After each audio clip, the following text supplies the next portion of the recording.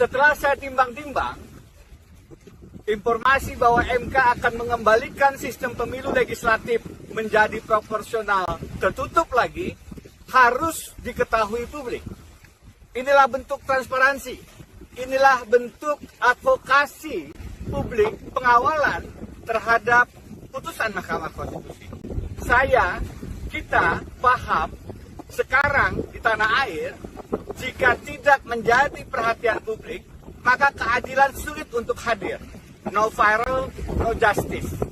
Maka kita perlu melakukan langkah-langkah pengawalan dengan mengungkapkan ini ke sosial media. Karena apa? Karena satu, jika MK memutuskan kembali ke sistem proporsional tertutup, itu artinya MK melanggar prinsip dasar open legal policy. Soal pemilihan sistem pemilu, proporsional tertutup atau terbuka, itu adalah kewenangan dari pembuat undang-undang, Presiden, DPR, dan DPD, bukan MK. Yang kedua, jika MK kembali memutuskan sistem proporsional tertutup, maka ini akan mengganggu proses pemilihan umum legislatif yang sudah berjalan. Kita tahu sekarang sudah didaftarkan daftar calon sementara.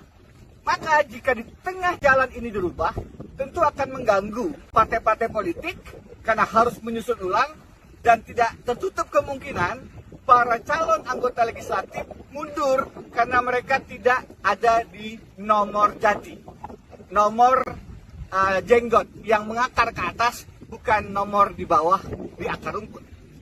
Karena itu, maka perlu kita lakukan langkah-langkah advokasi, melakukan langkah pencegahan preventif, melakukan langkah preemptif. Kenapa?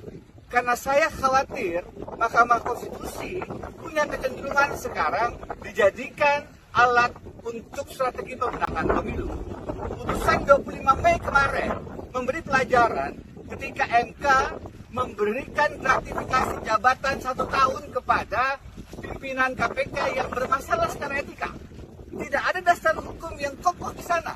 Pada saat dikatakan supaya independensi KPK makin kuat, supaya tidak dipilih oleh Presiden dan DPR yang sama, Jokowi dan DPR, maka sebenarnya diundur ke 2024 sekalipun, di bulan Juni yang akan membentuk pansel adalah tetap Presiden Jokowi. Yang akan melakukan fit and proper test juga DPR periode sekarang. Maka langkah yang tidak ada dasar yuridis konstitusionalnya itu menunjukkan ada kepentingan-kepentingan politik yang menginfiltrasi kepada Mahkamah Konstitusi.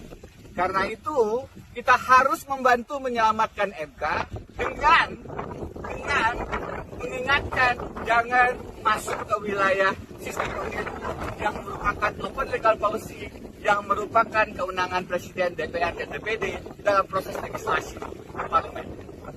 Dalam tweet saya juga mengangkat isu jangan sampai Mahkamah Agung setelah KPK dijadikan alat untuk merangkul kawan koalisi dan memukul lawan oposisi, setelah Mahkamah Konstitusi bisa dikondisikan untuk juga strategi pemenangan pemilihan presiden, maka jangan sampai Mahkamah Agung pun kemudian dijadikan alat melalui kasusnya peninjauan kembali Kepala Staf Presiden Muldoko yang dalam bahasa Romahur Muzi, Romi P3, mencopet Partai Demokrat.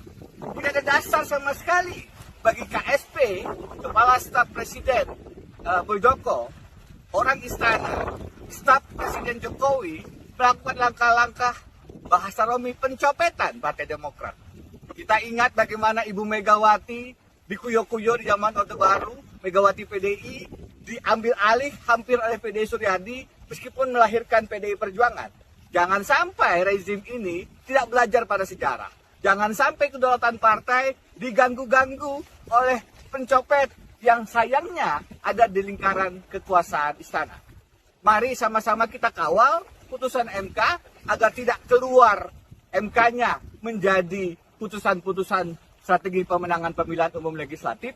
Mari kita kawal PK Muldoko agar tidak kemudian menjadi alat untuk merebut, mencopet Partai Demokrat oleh kekuasaan, oleh Kepala Staf Presiden Muldoko di istana Presiden Jokowi yang menyebabkan Partai Demokrat beralih dukungannya dari bakal calon presiden yang bukan preferensi istana. Mari kita selamatkan demokrasi.